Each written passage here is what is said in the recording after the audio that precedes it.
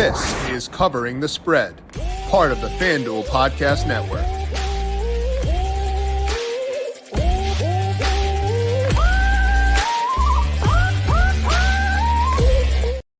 We've had the pleasure of seeing a couple of instant classics already across this 2024 college football season, and potentially another one just around the bend. We have got Georgia at Texas coming up this week down in Austin. We're going to break down with our man in Texas, Austin Swaim, breaking down his thoughts on that game. We'll talk some Alabama, Tennessee, and much more to get you ready for what will hopefully be another fun week across college football. This is Covering the Spread, a FanDuel Research podcast. My name is JimSannes.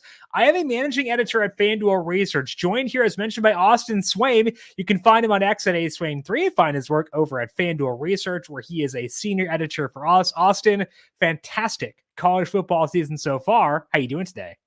I'm doing great, Jim. I cannot believe how competitive and awesome those games were. We had OT with Penn State and USC last week, and then coming down to the last play, a heads-up penalty on the last play by Oregon. I can't even think of big braining the situation that well as Dan Lanning did. So those games were awesome, and we got a couple of potential instant classics on deck this weekend.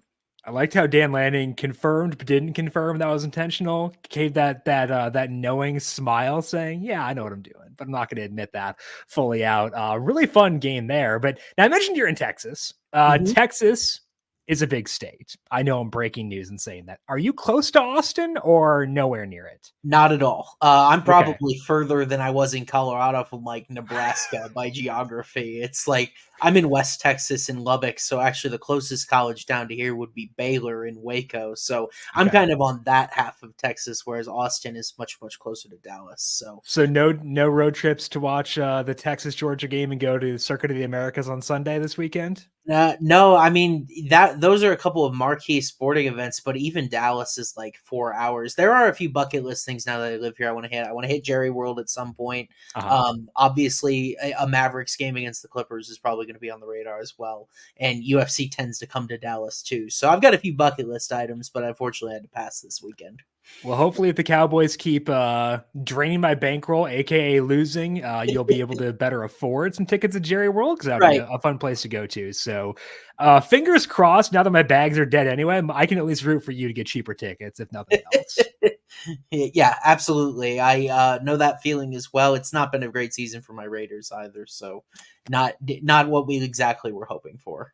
Yeah, it's the Cowboys may finally be on the never again list. At least there's one positive development to come from all of this. As mentioned for today here with Austin, we're going to break down his thoughts on the key games across this weekend. We'll talk about that Georgia-Texas game, Alabama-Tennessee, Nebraska-Indiana as well. We'll talk about kind of the chaos we've seen so far and how that should alter our approach to betting in college football, and then take a look at where else Austin sees value across this week at FanDuel Sportsbook. But first, a reminder to make sure you are subscribed to Covering the Spread wherever you get your podcasts. Our Week 7 first look across the NFL already posted on the Covering the Spread podcast feed and on this FanDuel football betting YouTube page, breaking down my power rankings for the NFL entering Week 7 and my first look at the NFL. Tomorrow, Megan Payton will join us breaking down a big Week 7 in the NFL as well. That'll be here on the same YouTube page, 4 p.m. Eastern, as well as the Covering the Spread podcast feed at that time. So search for the Covering the Spread podcast feed, subscribe there, but also subscribe to this YouTube page. Leave us a thumbs up if you are watching over there. We appreciate all of you. As always, get ready to tackle the NFL action with FanDuel, America's #1 sportsbook, because right now, new customers can bet $5 and get $300 in bonus bets if you win. The FanDuel Sportsbook app gives you everything you need to place live bets on the NFL all in one place. So when you get a hunch in the middle of the game, you can check out the latest stats, view live play-by-play, and so much more on the same page where you place your bets. You'll get started with $300 in bonus bets if you win your first $5 bet. Never waste a hunch and make every moment more with FanDuel, an official sportsbook partner of the NFL. Must be 21 plus and present in select states or 18 plus and present in DC. First online real money wager only. $5 first deposit required. Bonus issued as non-withdrawable bonus bets, which expires 7 days after receipt. Restrictions apply. See terms at sportsbook.fanduel.com. Gambling problem? Call 1-800-GAMBLER. or visit FanDuel.com/RG in Arizona, Colorado, DC, Iowa, Indiana, Kansas, Kentucky, Louisiana, Michigan, New Jersey, North Carolina, Ohio, Pennsylvania, Illinois, Tennessee, Vermont, Virginia, West Virginia, and Wyoming. Call 1-888-789-7777 or visit ccpg.org/chat Connecticut. Visit mdgamblinghelp.org in Maryland. Hope is here. Visit gamblinghelplinema.org or call 800-327-5050 for 24/7 support in Massachusetts, or call 1-877-8-HOPE-NY or text HOPE-NY in New York. Now, Austin, let's talk things more holistically here first, because it's been a chaotic year so far. A lot of parity towards the top of the nation. So have you had to alter your approach to betting at all to account for that, or has it been pretty much status quo for you? Yeah, you asking me this question actually made me go back and look, and it was very interesting to see. Like, I might need to, against the spread, I went 1-4 on betting favorites last week, 3-1 on underdogs. The week before, 2-3 on favorites, 2-1 on betting underdogs. So when I'm betting spreads, it sounds like I'm doing a lot better with underdogs, and I think that does speak to the parity that you've talked about. And by the way, it's good to track your own results for these strengths and weaknesses as well in any sport or whatever you might do. But I think coaches have cited the transfer portal for this. Level of competition can kind of be mixed, so we don't get a great idea of how good a team is. I think a great example of that is like Miami. We've got Cam Ward. He's a Heisman favorite. They have all of this skill talent on offense, but they roll over Florida. They put up 50 on South Florida, and then they struggle against Cal. They struggle against Virginia Tech, and we don't even really have a test, quote unquote, a playoff caliber team that we'll see from them all season. Like, they're on the road this week at Louisville, Florida State at home next week, but that's about as tough as it gets. So we face this conundrum with a lot of teams, even ones we'll talk about here in a minute.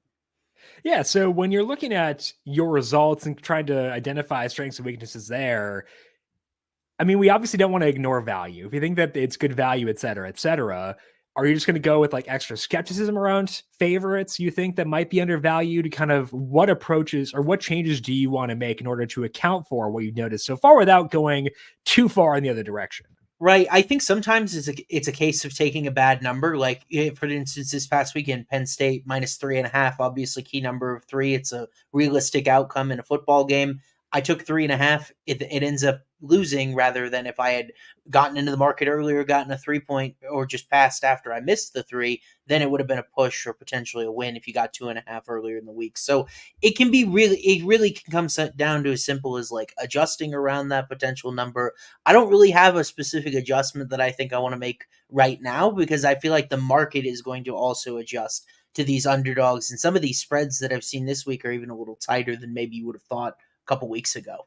So let's talk about one of those potentially tight spreads. And that's a game that would not have been on my betting card as far as a marquee matchup entering the year, but that's Nebraska at Indiana. This game kind of bangs right now at FanDuel Sportsbook. Indiana favored by 6.5. Total in this game is 50.5. And Nebraska's lone loss this year is to Illinois. That game was in overtime. It was in Lincoln, so that's worth noting for sure. But can they cover on the road against Indiana, or does Indiana cruise to remain undefeated in this one?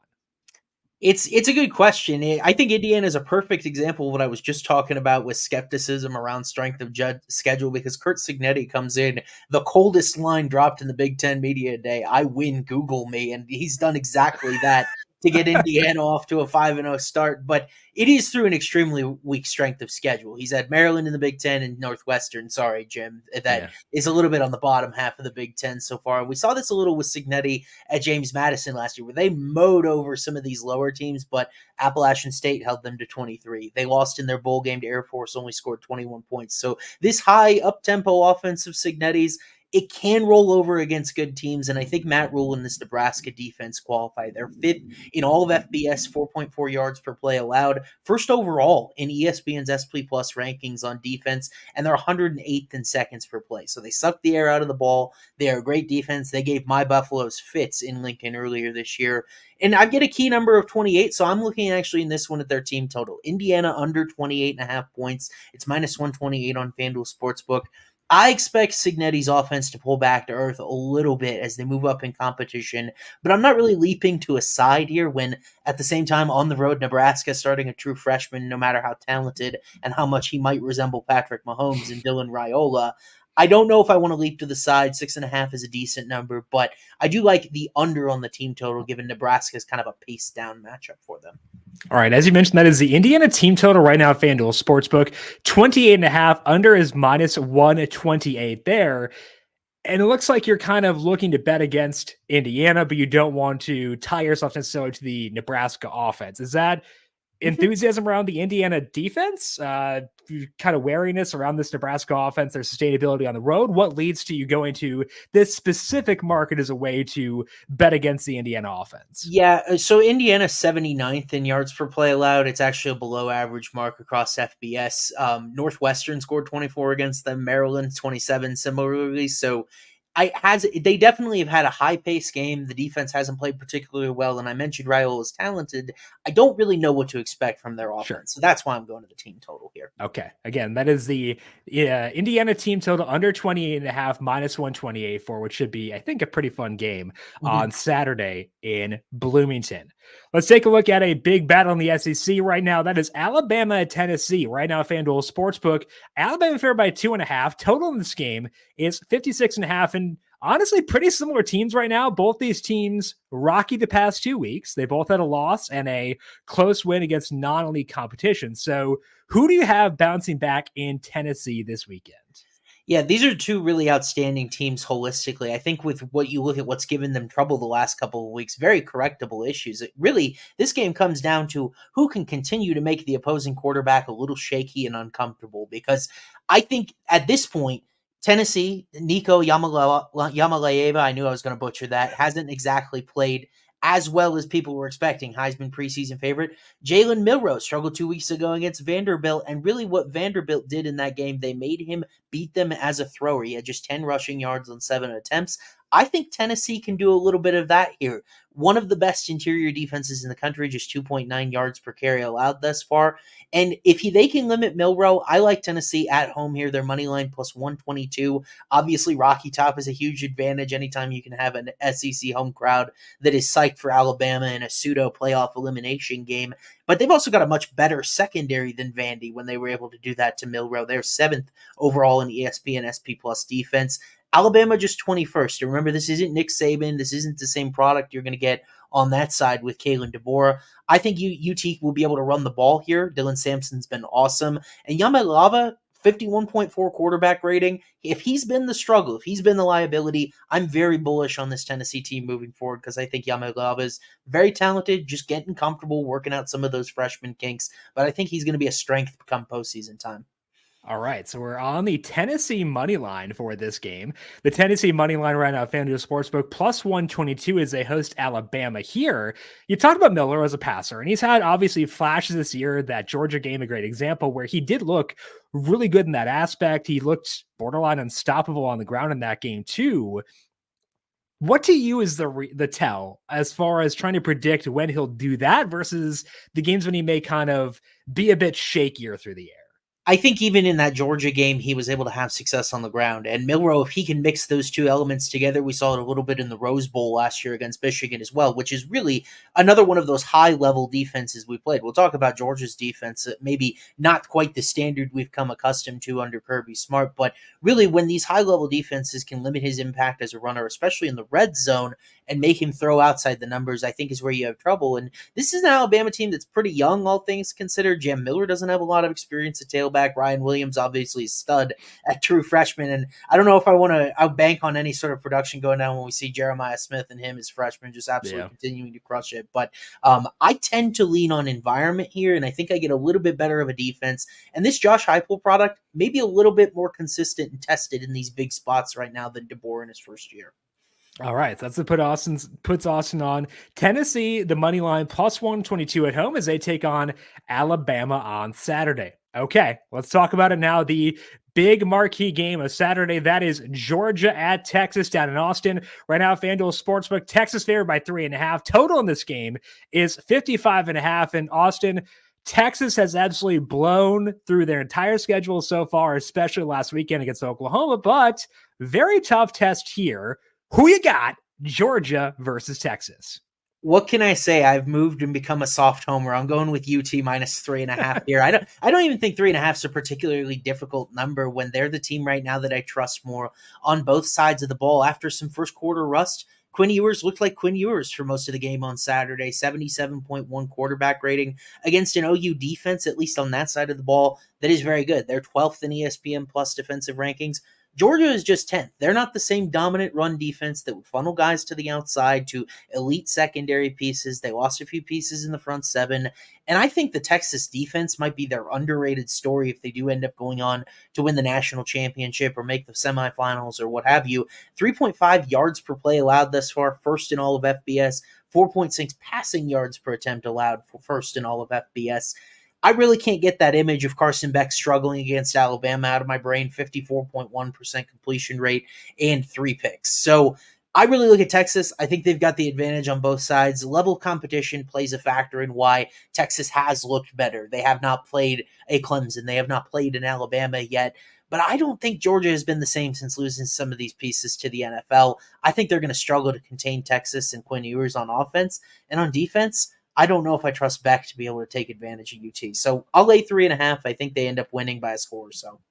Okay, so right now to lay the 3.5 at FanDuel Sportsbook with Texas, that is minus 114. And you mentioned the Alabama game for Carson Beck, and obviously the second half there did look better. Was there a shift that you saw that led to that? Was it an Alabama defense that said, "Hey, we're up by whatever it was, 28. We can kind of lay back"? Is that what you credit the success that Beck had in that game with?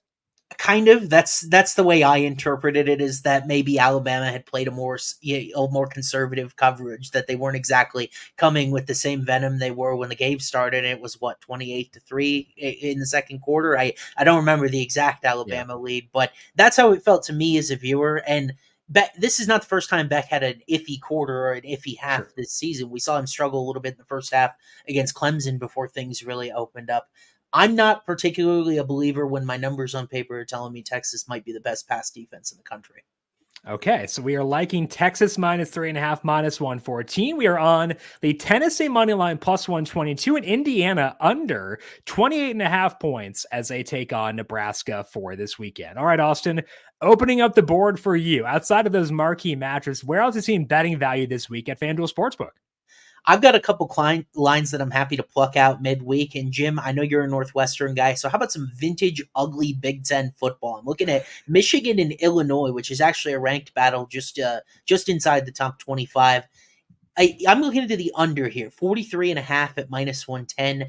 It doesn't make a ton of sense if you just look on paper. Illinois over 28 points per game, Michigan at 23.2. The difference is they really haven't played each other and how they will limit each other in their own respective fashions. Michigan's fourth in opponents' yards per play. They've had some tough assignments with USC, with Washington in Washington, and Jed Fish. But those are more up-tempo schools with offensive juice.